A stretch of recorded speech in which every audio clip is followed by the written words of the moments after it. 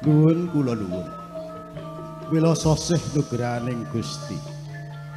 Ingkang sampun paring nugraha dumateng panjenengan para tamu sadaya lan kula. Mugi ing palenggan sakmangke purwa madya wusana kasembadan kanthi kalis ing Wurudida.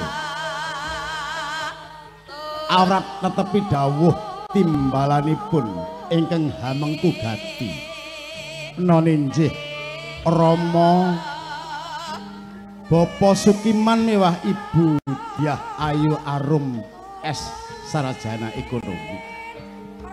Ingkang mentas kewala kala wau dalu tabuh wolu sampun kasembadan netepi dharma dharmaning tiyang sepuh noninjih ndhawuhaken putra piniji ingkang sinambating wangi Dyah Rara Ayu Husnul Khotimah Sarjana Komunikasi lan kadhawuh kaliyan wong bagus Ahmad Muhajir Putratmaja Bapak Tafsir miwah Ibu Atminah tebih saking kita Jawa Tengah Banyumas.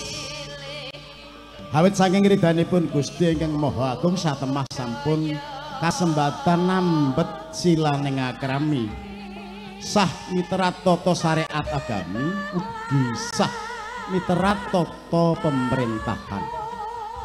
Ing pangajap mugi-mugi anak emas pinanganten sarimbit anggenipun badhe silem ing bebrayan agung satemah manggih yuhana manggih araharjo sakinah mawaddah tuwin warohmah amin Allahumma amin. Para pepunden, para pinisepuh aji sepuh, para tuwa tahu tuwa tengenai ingkang pantes tampi ing kakurmatan. Mugi kepareng idi dumateng kula ngendikani dawuh timbalan ingkang hamengku gati anggen kawula ngrangkani lampahing arata adicara paewahan agung parigyan pinanganten wisudan tali dharma ing ripalenggan sakmangke. Hadirin hadirat yang kami muliakan, berat kami melaksanakan perintah Sohibul Bait Bapak Sukimin dan Ibu Ayun Dyah Ayu Arum dalam rangka untuk menjalankan rangkaian acara panggih adat pengantin Jawa. Oleh karena itu senantiasa saya sangat mohon doa restu, mohon ridho semuanya.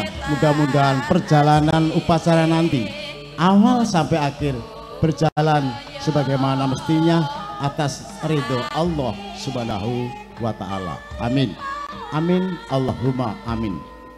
Sagung para tamu, para punden ingkang sembe sekeca lenggah kanthi kamardikan penggalih sinambi ngrantu. Lampahing rata dicara keparenga hangunjuk sarta anggrahapi pasugatan ingkang sampun sumadya sumangga.